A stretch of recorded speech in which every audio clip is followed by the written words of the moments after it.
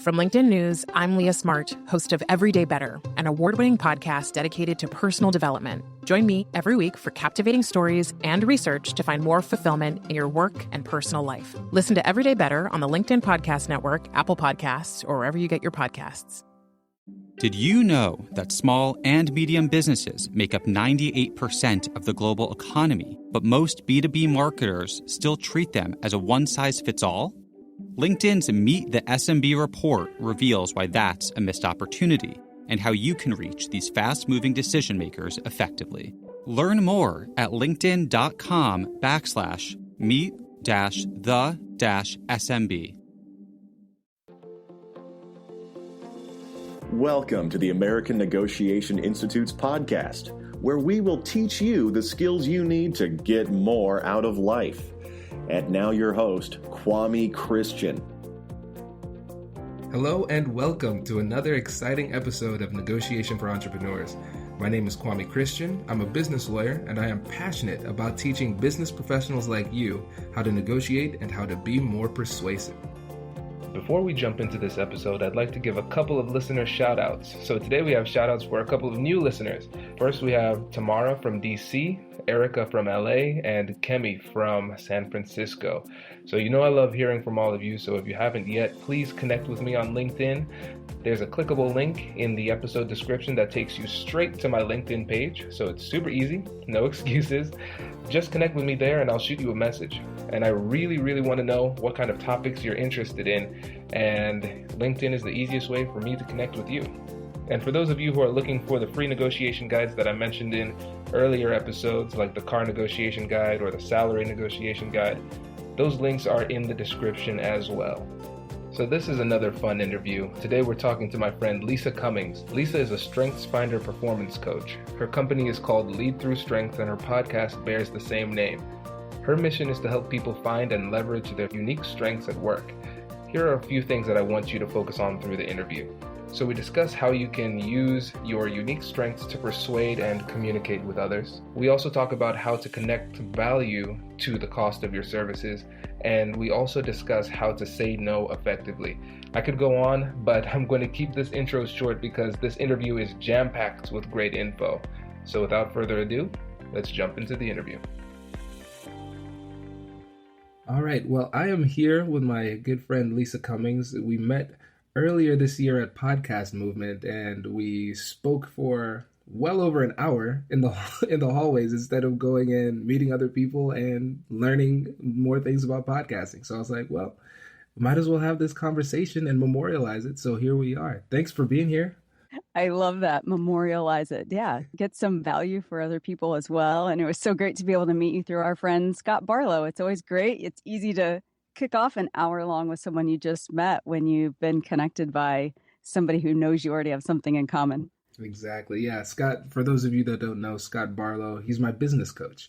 And he has a podcast too called Happen to Your Career. So check that out when you get a chance. And Lisa has a podcast too. So you need to check that out. So I guess I'll give you the floor so you could tell us more about what you do and a little bit about your podcast too. Oh, yeah, sure. So my show is called Lead Through Strengths, and that's actually also the name of my company. So it's a training company, and we speak and do workshop with corporate teams on this premise that using your strengths at work makes you a stronger performer at work. So we help these teams find each person's specific natural talents and then work on those and exploit those rather than trying to fix weaknesses, which is kind of the lifelong endeavor that I find most teams are doing. And that's a very draining effort. So yeah, that's what I do. And I think being on your show related to negotiation is that, you know, I don't consider myself an expert on negotiation, yet I'm definitely a student of it, definitely a student of people and things like, I guess you could call it ethical persuasion, but I really think of it more like influence and the ability to find alignment between people's goals so that everybody is getting something they're happy with getting at the end of a conversation or a transaction or whatever. And that's what we were talking about so long in the hallway that I think prompted you to memorialize it here. Exactly. And I thought that was so interesting, the idea of ethical persuasion or ethical influence and blending it with what you do, because your focus is really helping people within the workplace. So how have you seen your ability to negotiate or persuade manifest itself in the workplace, or how have you seen other people use it successfully? Well, it's interesting. In the business that I do specifically, where I help people find their unique strengths and use them at work, I see that manifest because they can use the stuff they're already good at instead of trying to use a formula or something like that. It is using their superpowers to work. So, for example, let's say you're really analytical. Well, for you, then you might want to nerd out on the data and finding great stats and proof points that'll really matter to someone and bringing insight to a client that they wouldn't have had without you. Then you take somebody different who's really high on communication, and all that jazzes them is being able to find the perfect story to make something resonate, to help their clients understand something in a way they couldn't have without that story. So I see it manifesting in the workplace through my work like that, because when you use your own talents, you show up differently and the conversation goes very differently. And so that's it kind of as the deliverable through what I do at work. And then while I'm negotiating my own deals, boy, I use all sorts of stuff. Focusing on fit is one that I think is really important. Exchanging value rather than your margin when someone's asking for a price reduction is another one. Conceding with a plan in mind before you are asked for a concession. Those are probably the three biggies. Happy to dig into any of those. Those are the ones that are biggest when I'm actually working on my own deals. That's really interesting. And I don't know if you feel comfortable doing this. Maybe we could analyze your strengths and talk about how you utilize your strengths when you are persuading. Oh, good angle. That's fun. Okay, so one of my top 5 talents is called individualization. And I'm using these terms, by the way, from StrengthsFinder. That's my favorite tool. I use that on the front end of most of my training programs.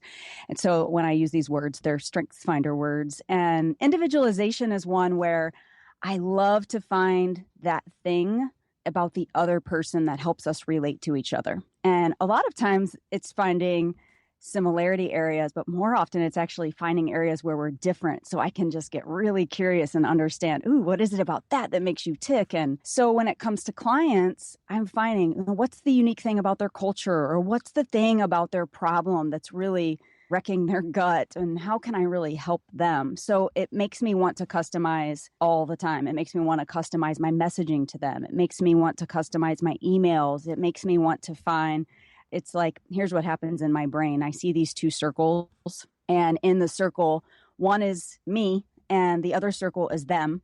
And if you push them together and overlap them, there's this area that's relevant to both of you. It's something that you both care about. And so that's what I'm always out there looking for. And my talent of individualization helps me spot that and then start the conversation from there, because it's something we're both going to care about. So that's one example. I have, plenty more that I could go into, but that's one talent and one way that I use it in business. I think that's a great example. And finding common ground and starting there is always a good place to start when you're trying to persuade somebody too.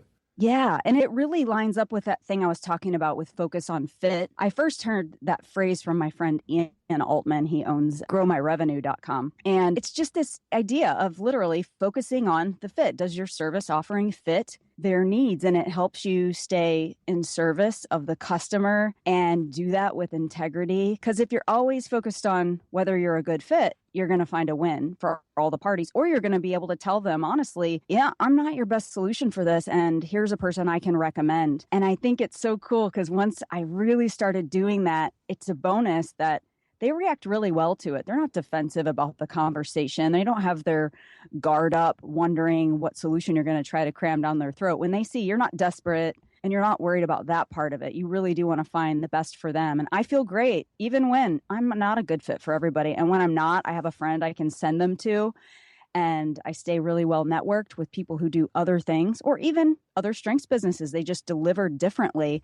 I can send them to a person who matches them really well. And that makes the dynamic so much more pleasant. I mean, why go through life feeling on edge with each other? Instead, this really just helps everybody feel open to finding the right answer, whether or not that involves me. I really like that point because focusing on fit, it takes, like you said, you're less defensive and they're less defensive and you're not desperate. And it also relieves pressure because really you're just trying to figure out whether or not this works. And so one of the things I always say is I look at negotiation as the art of deal discovery, not necessarily deal making. Because if you look at it like deal making, the pressure's on you to try and make it happen. You feel like you could force it through.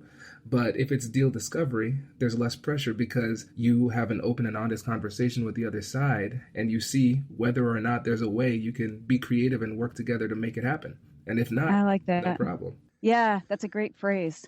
That is very cool. Okay, and you said also earlier, you said one of the 3 things that you look at is...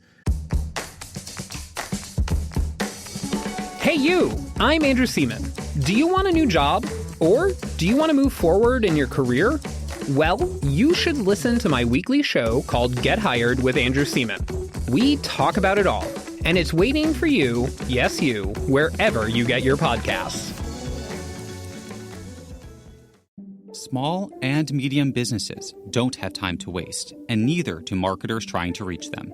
On LinkedIn, more SMB decision makers are actively looking for new solutions to help them grow, whether it's software or financial services. Our Meet the SMB report breaks down how these businesses buy and what really influences their choices. Learn more at linkedin.com/meet-the-SMB. That's linkedin.com/meet-the-SMB. Focusing on value and not margins. Can you go a little deeper into that? Yeah, so it happens all the time that people say, oh, that's actually not in my budget, or we were thinking it was going to be more like this, or they might just ask for a discount because I am doing business often in corporate world, and sometimes it's just part of the corporate culture that no matter what price you throw out there, they're going to ask for a discount because they want to feel like they got a deal. So I think the idea of exchanging value rather than your margin is to say, all right, before I've gone into this conversation, I have some ideas in my mind of ways that I can reduce the scope of my offering if they want me to reduce the price of the offering, or how I could add value that I didn't talk about before to justify the higher price for them. So some of these things are really simple as well. Like I do these champion meetings or I'll do executive briefings. So they might be hour-long meetings that happen after a workshop. With champions, it's how their internal people are going to be able to take this stuff and do something with it long-term so that it's not just an event and then they forget all about it. So it's enabling the champions for an hour to really make a plan and execute this over time at their company. Or an executive briefing might be getting their senior leaders on board so they get the premise of this thing so that they're supporting it and they make sure that they're in alignment with it and they're mentioning it. Well, for me, I've already traveled to another city.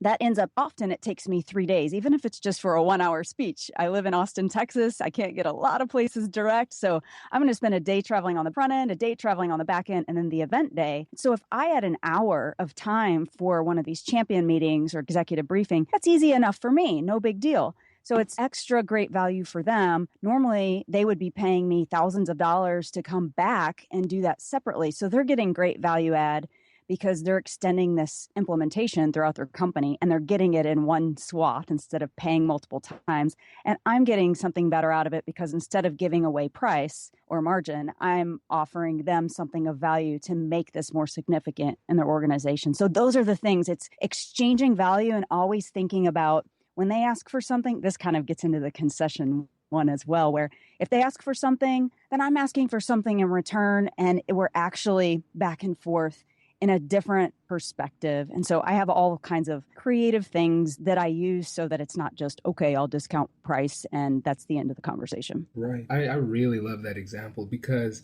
the one thing that you said that might seem minuscule, but I want to focus in on that, is the back and forth. Because when you're negotiating, it should be like a dance. You take one step one way and then another step backwards. But often people get into the position where they're negotiating against themselves and the other side takes 2 steps forward and you don't take any steps in your direction too. So I think that's a really great point that you said, that you're not giving away anything without getting something in return. And you can be creative by not focusing 100% on the margins, the dollar amount, but focusing on the value and trading things. If they want a discount, then you can decrease the value and save some time on your end. And then if you want to get a higher price, you can increase value and then trade that for some money. I think that's a brilliant example. Yeah. And that dance that you brought up is like that concession part that I learned this from a company I actually used to work for called Corporate Visions, and they call it concede according to plan. And the idea is very much like your dance, where ordinarily, or what I used to get stuck in, was people throughout the process in between your first conversation and a deal getting made or them deciding that another solution would work better for them. A lot of things happen that I wasn't even thinking of as a concession. So they may ask you to, hey, can you present to our executive team? And that's after you already thought the deal was done with this specific person. And then you realize, oh, they actually weren't the decision maker. They have some person or three who have veto power, and now they want you to present to them. Well, in this presentation to them, it's almost like the hour-long speech you normally give, and you would charge for that. And so these things sneak in, and they're not trying to deceive you, but they're actually concessions along the way. They're taking up your time that would be, in your attorney kind of world would be billable hours, those kinds of things. So it's those where if they're asking for those kind of customized practices throughout, that you're thinking, okay, and then what could I ask for in return? It could be something about making sure you have the right executive in the room. It could be having a detailed selection criteria so that you know what criteria they're making their decisions on so that you can customize your moment with that team so that you can actually get this done. But even if it's a thing, even if it's information you're asking for, you've thought about that. And when they ask you for something, you're asking for something else in return so that each one feels like value is getting created. And it is, because you're able to be more relevant to them as well. And you're not just giving it away and cheapening the interactions with you. Right. And essentially what you're doing is you're expanding the scope of the things that are valuable to either side. And so for you, obviously, it looks like, oh, money, that's what we want. We want more money. But you're realizing, no, it's not just that. If I'm going to do this and you're not willing to pay more money, maybe something that's valuable to me is the information, like you said. Maybe it's a referral.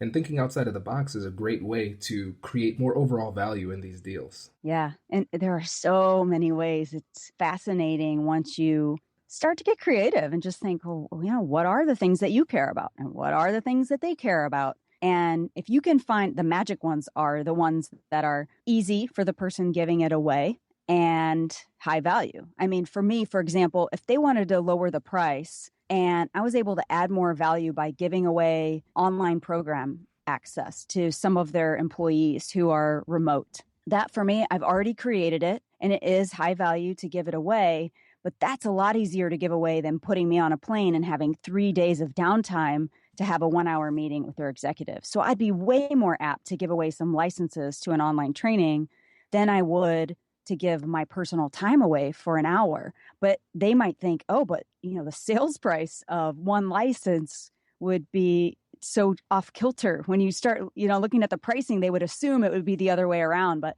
those are the ones where you can get really creative and feel like, not just feel like, but actually do create really high value for the other party because of the effort equation when you start really getting into it and getting creative. Right. And that's one of the keys to value creation, trading things of unequal value. So in your experience, how are you able to find things that they're willing to give away that doesn't cost them much, but is really valuable to you? Yeah, interesting. One really relates to long-term relationship. So one thing I value is, for example, I have a couple of customers that do quite a lot of volume where about every other week, I'm delivering an event to them. So imagine a big company that has training academies or corporate universities, and they want to offer StrengthsFinder training as professional development to all employees. And they just want to put it on rotation because they have a lot of new hires and they want to offer it all the time. So if I know inside of this deal that we may do 30 events in 1 year, that's going to add a lot of value for me because I can staff for that in advance. I can plan also, it really helps my year, not just for revenue, but also for planning and being able to serve them better and customize along the way. So that's a huge one. And I'm willing to give up often many things if I have a statement of work that reflects a really large amount of either, sometimes it's strengths consulting on retainer, sometimes it's doing leader coaching with their leaders so they can find the strengths of their team and use the talents of their own to influence their leadership style. Often it's the repeat of training classes. But those are the kind of things that when the deal is going to be deeper in their organization, then I can find all kinds of ways to be more creative. I love it. I love it. And let me ask you this, and I'm asking this because I already know the answer to this. How long did it take you to really get comfortable making these creative deals? Was it something that just came to you as soon as you opened up your own shop, or how long did it take? That's funny. So, number one, I love saying yes to things. So if there's a new client or a new thing to try out, then I do have a yes problem sometimes that I'm trying to reform from. So that's still a work in progress. I do think that lifelong, naturally, I am a decent influencer in that I've always been others oriented. I'm always thinking about what their interests are because that's how I understand people and make meaning of the world. So I think that helps me a lot. So in some ways, it's always been there for me. But negotiation, man, I'm not an expert and I am just collecting and experimenting as I go along. I'm experimenting with all sorts of things. Anytime I see a training company owner or professional speakers who do really well, and I'm in some groups where we share these kind of creative ideas, I have an Evernote and I'm collecting them and I'm thinking, all right, how could I get inspired from this? How would this one apply to me or to my customers? And so it's really, I feel like lifelong experiment. And I'm even doing it constantly from customer feedback or a future customer or a prospective customer. If someone reaches out to me and based on their feedback, they either jump on an idea or they kind of go dark or go quiet, I take note of what the situation was so that I can see, all right, that fell flat or that really landed. That makes people want to go now. And then I can start to customize programs that solve those kinds of problems for people. Right. And I love that answer because it really exemplifies the fact that this is a journey. So we're constantly getting better at this. And I think of it almost like, I guess we're close to Rio still. Think about you being on a balancing beam. You're not ever going to be perfectly balanced, but you're going to continue to make constant adjustments as you start to wobble. And once you get better, there are going to be fewer wobbles, but there still will be wobbles. So I guess the advice to the listeners on this point would be to, after every time you have a conversation or an opportunity to persuade or negotiate, do a little post-mortem. Look at what you did that was good. Look at what you did that wasn't that great, and think about how you could be better in the future. And be patient with yourself because it'll take some time to get to Lisa's level. That's funny. I would love to hear the experiments that people are going through. And I like your metaphor of the balance beam. And, it reminds you of core strength because you're going to have core things that you're personally good at that are going to be different from someone else's natural tendencies. And you can lean on those.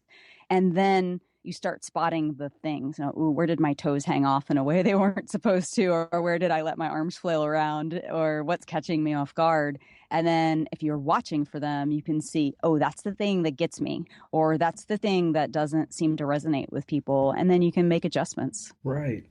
And let me kind of lean on your StrengthsFinder experience here. Let's say if we have somebody who is very analytical and maybe they don't have very much EQ, emotional intelligence. So how would you say they should approach negotiation, but focusing on their strengths? Because like you're a person who you focus on the other people. You're a people-focused person. What about for those individuals who are just almost straight analytical and aren't a people person like you?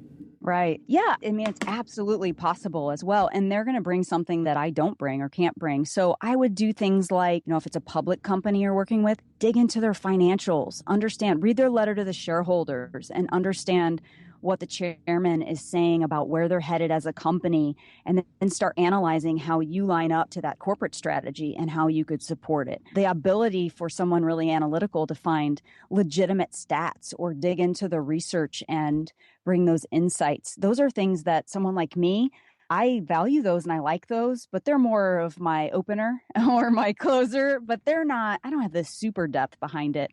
Some of my clients who are really high in analytical, I've seen things like for salespeople who are super analytical. And that's not necessarily the most commonly thing seen. But when I do, I see people who have spreadsheets where they've considered all of their competitive advantages. They know all of their competitors and their competitors' pricing, and they can make pivot tables out of it and understand all sorts of ways to slice the data that would give them insight into how to approach the deal and who might need to be involved and how they could come at this one to show their best. So I think it's knowing whatever that thing is and then letting yourself go nerdy in that way. Like if you're an analytical person and you have deep subject matter expertise, then be the knowledge partner, be the one who helps bring insights about the industry that your customer doesn't even know because you've been geeking out on it because you love that stuff. For me, that wouldn't be as much my space.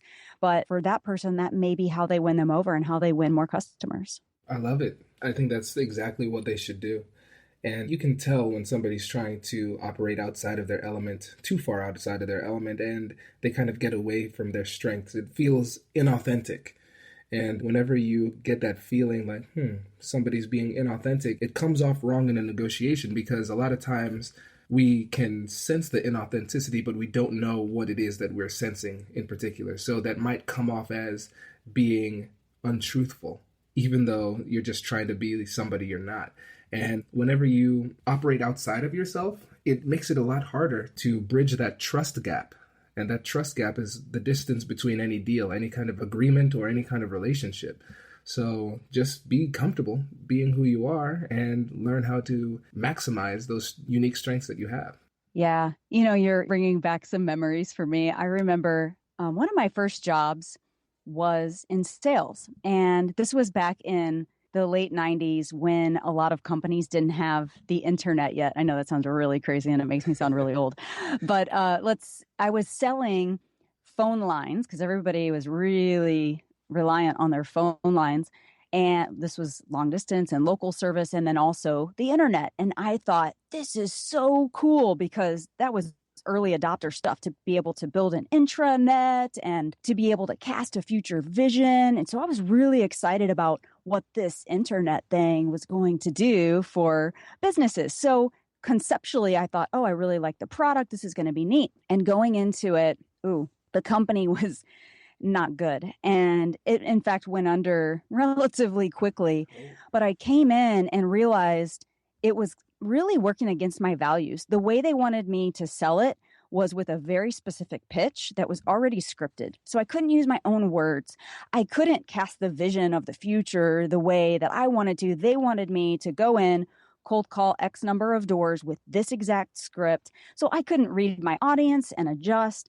And then as I got into it further, I realized the company was terrible. They were just trying to acquire business and they weren't coming through on the service on the other side of the deal. And so I started walking into people's businesses and they were running me out saying, you work for them, get out of here. And they'd cuss at me and say horrible things just because I was associated with them. So once I realized that, at first I thought it was a fluke and I would go to the mall and go to the Franklin Covey store in between the day to refuel with positive thoughts. I would go look at their Franklin Covey planner and Zig Ziglar tapes that I had in the car to refuel. But then I realized, this isn't going away. This is a values misalignment or whatever you might call it.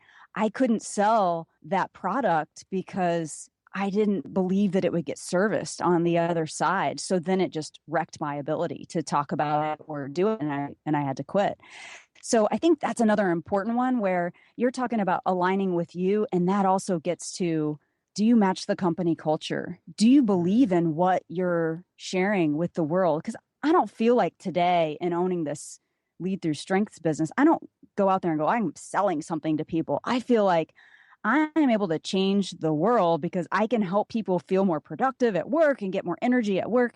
It doesn't feel like I'm selling something. So if it feels any way to you other than, boy, this is a really awesome gift that I can share with the world, then you might be in the wrong spot. Because if you're negotiating for something you don't believe in, you're never going to show up at your best in that conversation. Wow, that is so deep. And it's really funny because when you think about it, if you think about anything that you're really passionate about or something that you like for me, my favorite kind of ice cream, since I'm a rebel, is vanilla with sprinkles. Oh my And gosh. I can't get away from it. I don't know what it is. I'm a really adventurous eater, I promise, like in all other aspects, but with ice cream, vanilla and sprinkles. But if I'm telling people, if I am evangelizing about vanilla and sprinkles, I don't feel like I am selling. It doesn't feel inauthentic. This is just what I do. But if we start talking about something else, my heart wouldn't be in it. Yeah. If somebody said, okay, Kwame, you are Rocky Road salesman and you need to use these words to describe it, and they are words you don't believe in or that you wouldn't ordinarily say, you can't show up as the best you. It's impossible. Exactly. I would be a fraud. You would be a chocolatey, nutty fraud. Exactly. Oh man, that's so funny. So I guess the moral of this story is everybody needs to find their vanilla and sprinkles and operate from that position. I love that. I'm totally going to use that. What are your vanilla and sprinkles? That's so funny. All right. Well, let's wrap it up with this, because one of the other things that we talked about was the ability to say no. And earlier in the podcast, I don't remember what episode, one of the first 5 or 6 episodes, I talked about how to say no. And I really liked what you were talking about, your experience in saying no and your experience in saying yes when you should have said no, and how you've gotten progressively better at saying no.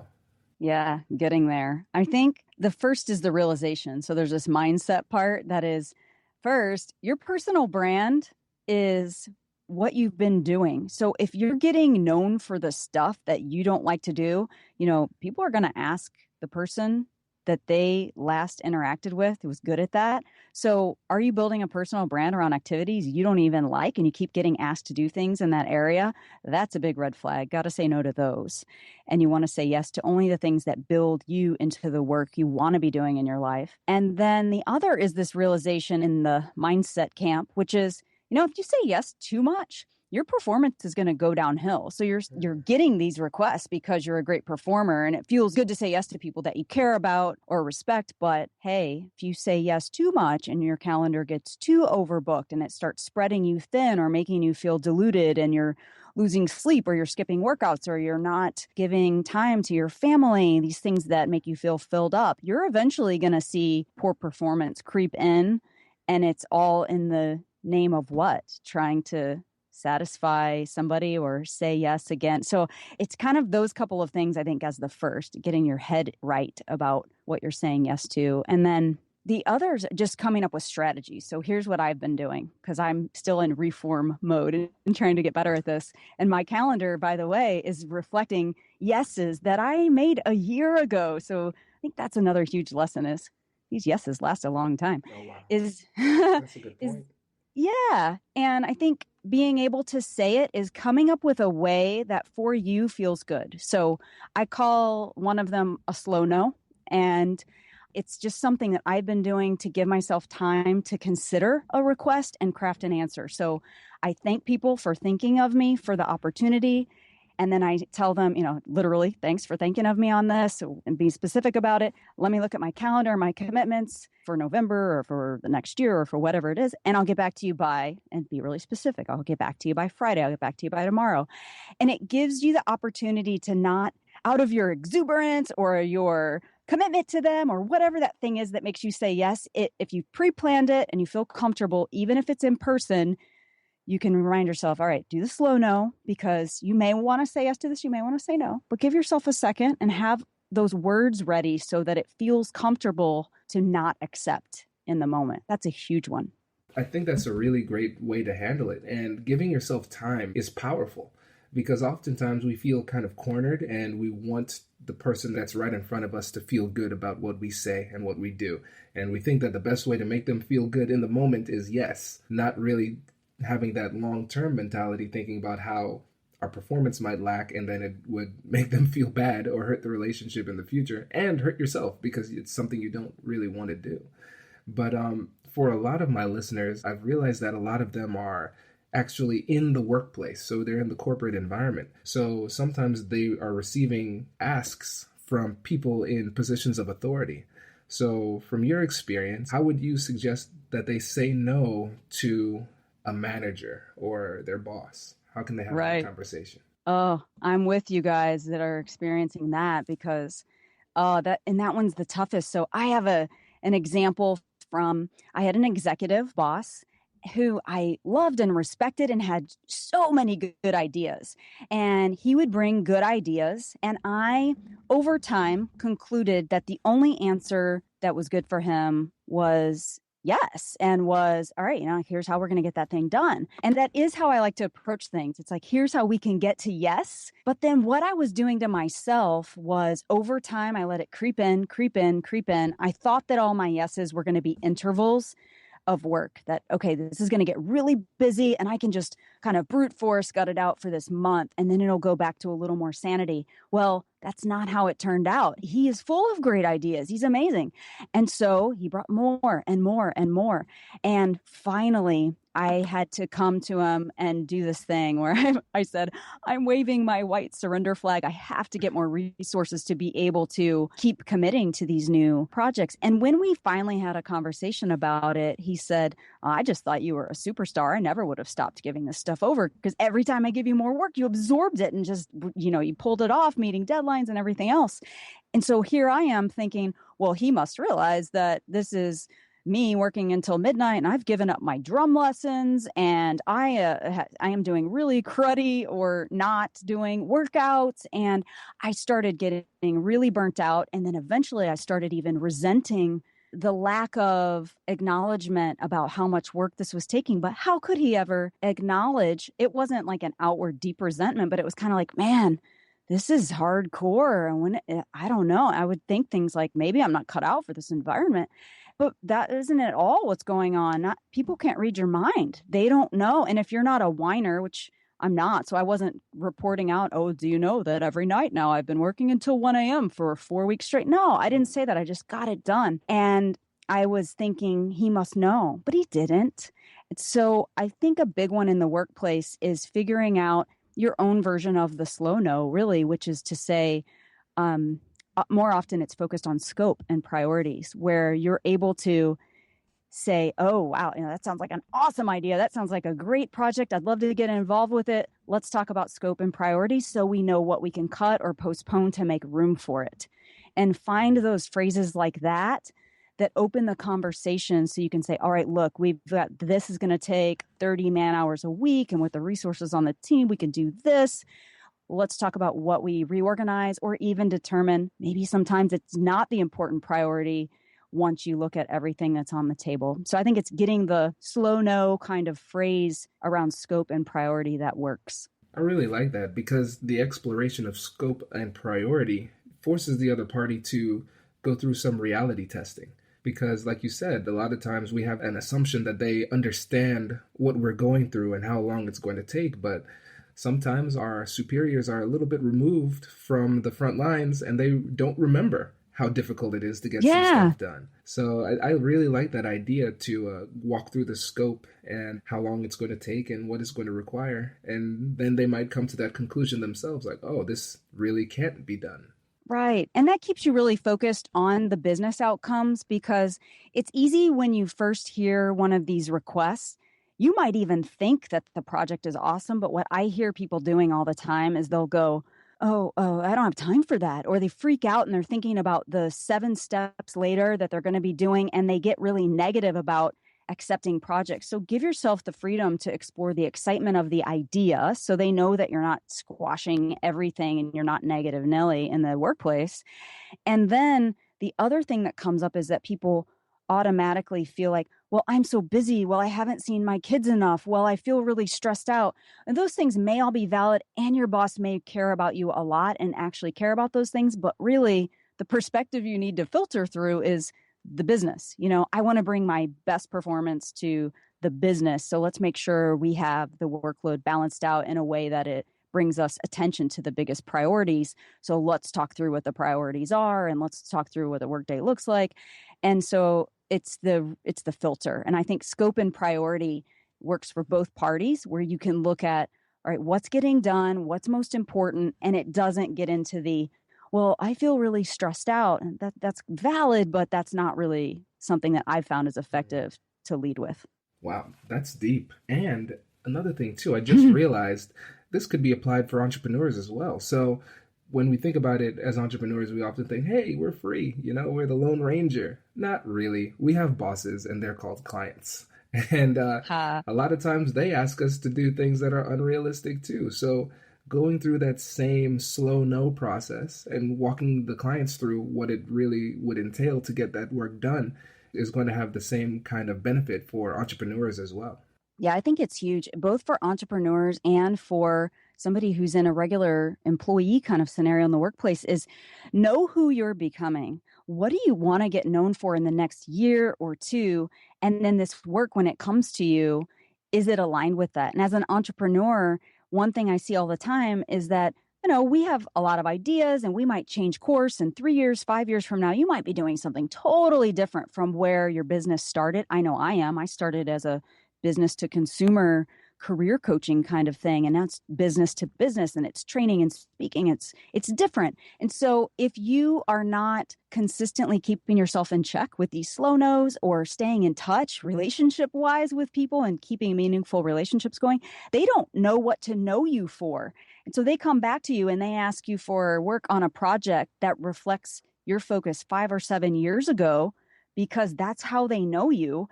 And you're thinking, oh gosh, I don't want to disappoint this person. I really respect them and like them, but they didn't get, they don't know the new program here. So I think that's a big one as well, is people, you might be memorable from work you've delivered long, long ago, and people don't realize that unless you say yeses that align with who you want to become and what you want to be known for in the future. Wow. I love that. That is so good. And it's funny because I'm thinking about my inbox, and right now, and some of the clients that I have, I'm going to need to hit some folks with a slow no coming up soon. So this is really helpful for me. Well, I know your time is coming up, so I wanted to ask you one last question, and that is, what do you think is something that our listeners could do today to become a better negotiator? I think they could come up with a yes criteria, a set of yes criteria. I have 3 of them. I think that's a good number. Start to apply them and tweak them over time and come up with the big things in life that they want to say yes to, so they can filter all of their opportunities in front of them through that. That's going to work for an employee. That's going to work for an entrepreneur. And these are things I'll just give an example of one of mine. I call it duty free. And I've realized that when I really am honest with myself, I like to be a spark. I want to come into an organization. I want to do that speech or that workshop, and then I want to equip them to take it from there and implement on their own. So I like to provide the tools for them to be able to do it. I used to say yes to deliverables work that gave me a lot of duties that would last for a year or more. And so I play on words at the airport duty free shop, but I'm calling it duty free. And so I filter opportunities from that. Is it going to be a project? Those feel personally for me like they hang over my head for a long time. Some people are great at those and love those. For me, I don't. And so it tells me whether to say yes or no to an opportunity because I've thought of these. And so I have 3 of these criteria, and every big opportunity I filter through them. So that one thing I would do is start to make your list. Come up with 3 things that you could filter all. So this is big picture stuff, filter all things through. Another for me is lifestyle. Does it support the lifestyle I say I want to live? So for me, that's doing a lot of virtual events and not only living on the road and being on airplanes. And then fun is the third one. Will I actually enjoy the work and the client? So I keep them very simple. They're big picture, and they give me a filter to think through every opportunity. And what that helps me with is, for the client that I love or the person that I adore working with, if the work is not a good fit, it keeps me in check so that I've actually considered it before I say yes and commit. Wow. So I have officially adopted all 3 of those into my own personal rubric. I love it. I think that is absolutely brilliant, because a lot of times we just think about when we don't really have a formalized criteria for whether or not we're going to say yes. And I think this really makes our decision-making process a lot easier when we put things through this test with a little bit of rigor. And it makes that process easier for us to say yes or say no. I really, really, really, really like that. Good. It has helped me so much. And it's, what do you think will make you happy for the next couple of years, and start filtering through that and then keep changing them. I've really tweaked mine because I've filtered through this and I found a couple of things that have come through that really weren't feeling like the best yeses for me later. And I had to question, all right, what's going on? Why did that not work out for me? And what do I need to tweak about these criteria? And just over time, you're able to refine them a little bit. So even if you cheat and use mine to start, or one or two of them, keep looking at them and see if they're vetting out the right things for you to say yes to. Well, how can our listeners keep in touch with you? What's the best way for them to connect with you and get access to some of your content? Yeah, so Lead Through Strengths is the podcast. You can check that out by searching Lead Through Strengths or Lisa Cummings. I'm Lisa Cummings on Twitter. My website is leadthroughstrengths.com. So it's all the stuff you would just common sense, you would think. You can email me, Lisa@leadthroughstrengths. I'd love to hear your ideas for all this stuff too, because I feel like this is all an experiment that is lifelong. So the more ideas and trades and value exchanges and all those kinds of things that you guys are using, I'd love to hear them and get inspired by those too. Very cool. Well, thank you so much for joining us today. This was really, really helpful. I really enjoyed this. You're welcome. I enjoyed it as well. I hope you enjoyed that episode. If you're finding this information helpful, please leave a review and subscribe. My goal is to teach these skills to as many people as possible, and leaving a review helps our search results, which helps us to reach more people. And remember, negotiation is where persuasion and problem solving meet. So if you ever have any questions or need help with specific situations, feel free to reach out to me. I'd love to help. Thank you so much for listening, and I hope you have a great week, and I'll catch you in the next one.